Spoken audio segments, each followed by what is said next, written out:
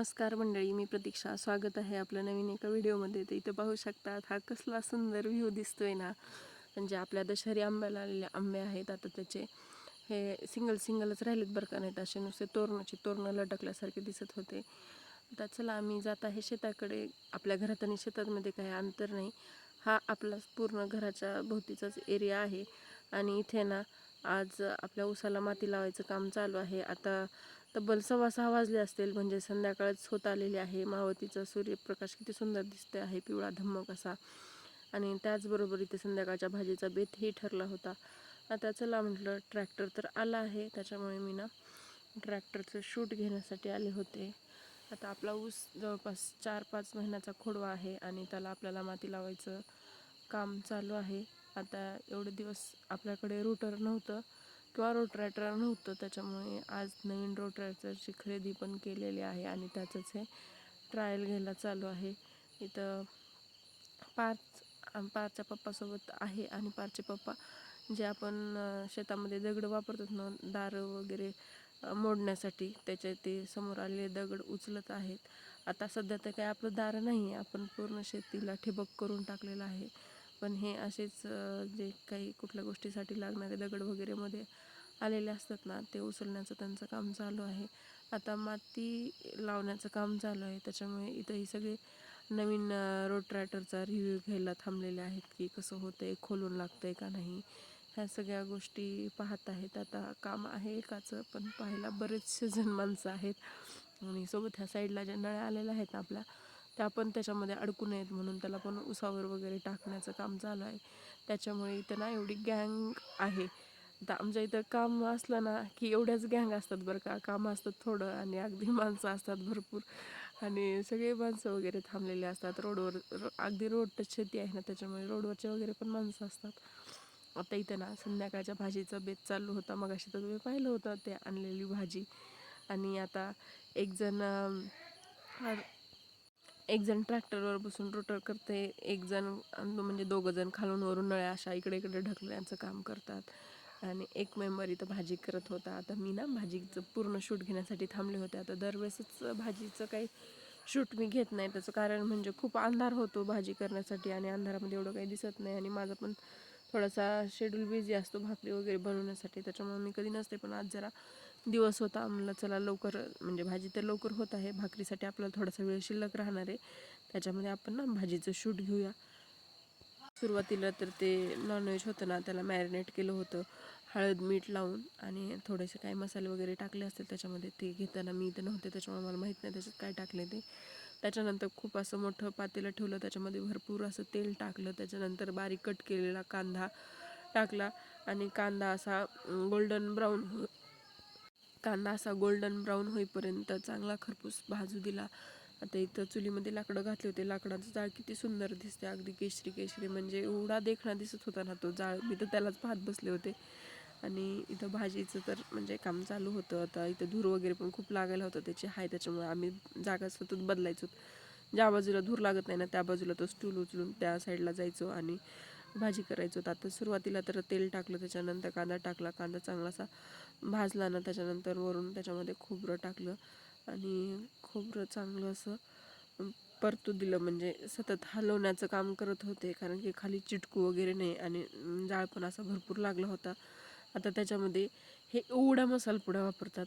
जेव्हा आपण घरामध्ये भाजी करतो ना, म्हणजे आपली रेग्युलरची भाजी, त्याच्यामध्ये आपण टाकला तर फार तर घरकुल मसाला टाकतो, बाकी कुठले अजिबात मसाले वापरत नाहीत. आपलं जे काळं तिखट असतं ना रेग्युलरचं ते, आणि त्याच्यावरून थोडासा टेस्ट येण्यापुरता हे टाकतात. पण ह्यांनी बघा म्हणजे एवढे असे भरपूर मसालपुडे होते, आणि ते सगळे मसालपुडे ना मी आईंना म्हटलं दाखवा, आपण ह्याच्यामध्ये घेऊया शूटमध्ये कोणते वापरतात. आता हे सगळे सुहानाचे मसाल्या पुड्या आहेत, जसं की घरकुल असेल, अंबारी असेल, MD असेल, बंगा एक्स ग्रेव्ही असेल, बंगा ग्रेव्ही असेल, एक्स नाही वाटतं बहुतेक, आणि आपलं हळद मीठ, परत तिखट घरचं, आणि त्याच्यानंतर हे नॉनव्हेज, एवढे सारे मसाले वापरतात. त्याच्यामुळेच ना भाजी ह्यांची बरीचशी अशी म्हणजे तरीदार होते. ह्याला एवढी तरी येते ना, म्हणजे तेल तर भरपूर दिसतं, पण परत त्याचा कलर पण एकदम डार्क आणि मस्त दिसते. आता हे परत मी ना त्या भाजीचं शूट नाही घेतलं, कारण मी मध्ये भाकरी करत होते आणि सगळेजण जेवायला पण येऊन बसले, त्याच्यामुळे मी इथपर्यंत शूटिंग घेतलं आपल्या भाजीचं. आता ही हळद मिठाची भाजी आहे, म्हणजे थोडक्यात सपक भाजी आहे मिठाची, ह्याच्यामध्ये तिखट वगैरे काही टाकलेलं नाही. परत ह्यालाही रिपीटेडली फोडणी देणार होते, पण तोपर्यंत काही मी थांबलेच नाही.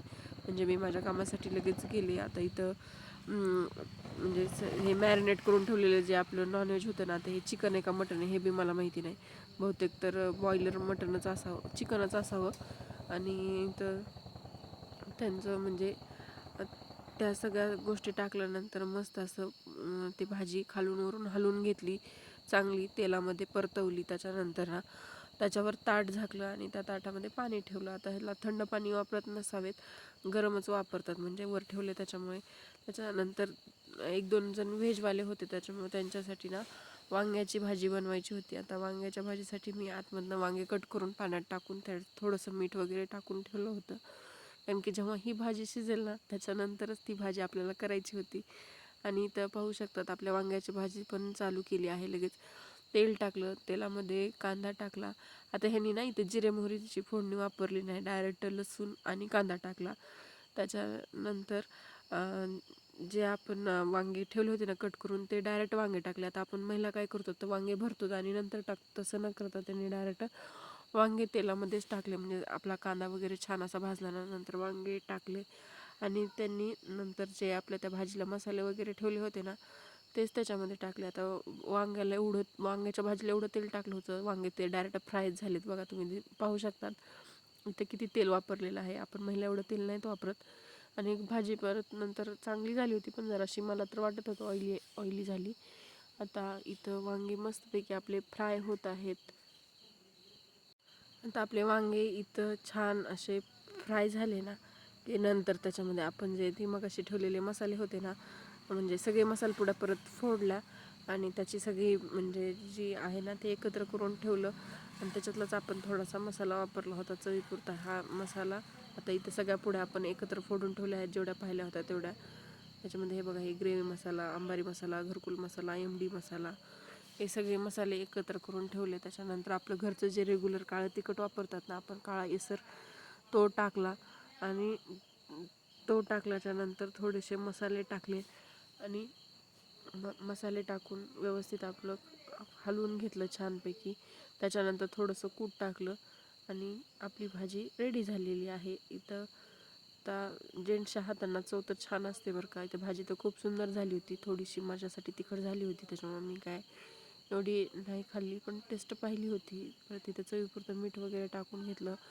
एकदम असं आपल्या भाजीला एवढा सुंदर कलर तर आला होता. इथं पाहू शकतात भाजीचा कलर पाहूनच तोंडाला पाणी सुटलं होतं, पण जेव्हा खाल्ली ना तेव्हा हा हात झाला, कारण की बरीचशी तिखट झाली होती.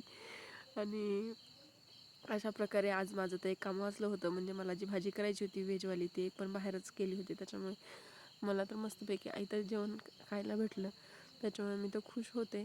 आता इथं आपली वांग्याची भाजी पण तयार झालेली आहे. अशा प्रकारे तुम्हीही एकदा ट्राय करून पहा. विदाऊट जिरे मोहरीची भाजी आपल्या महिलांसाठी, म्हणजे जिरे मोहरी ही खूप स्पेशल असते, पण ही भाजी ना विदाऊट जिरे मोहरीची होती. एवढी सुंदर झाली होती, अप्रतिम झाली होती, चवीला खूप मस्त लागली टेस्टला. तर त्याच्यानंतर ना हे इथं मिठाचं आपल्या म्हणजे ते नॉनव्हेज जे आपलं तयार झालं होतं ना ते मिठाचंच होतं. आता त्याला पण परत फोडणी घालायची राहिली होती, पण तोपर्यंत तर काही मी थांबले नाही. अशा प्रकारे तुम्ही पण म्हणजे माझ्या भाजीची रेसिपी ट्राय करून पहा. व्हिडिओ आवडला असेल ना तर लाईक, शेअर आणि आपल्या चॅनलवर जर नवीन असाल ना तर सबस्क्राईब करायला अजिबात विसरू नका. आता नंतर हे माझं जेवण चालू आहे. छान झाली ती भाजी वगैरे, मस्तपैकी फुल पोटभर जेवण केलं. व्हिडिओ आवडला असेल ना तर परत एकदा सांगते, लाईक, शेअर अँड सबस्क्राईब करा अजिबात विसरू नका. Thanks for watching. बाय.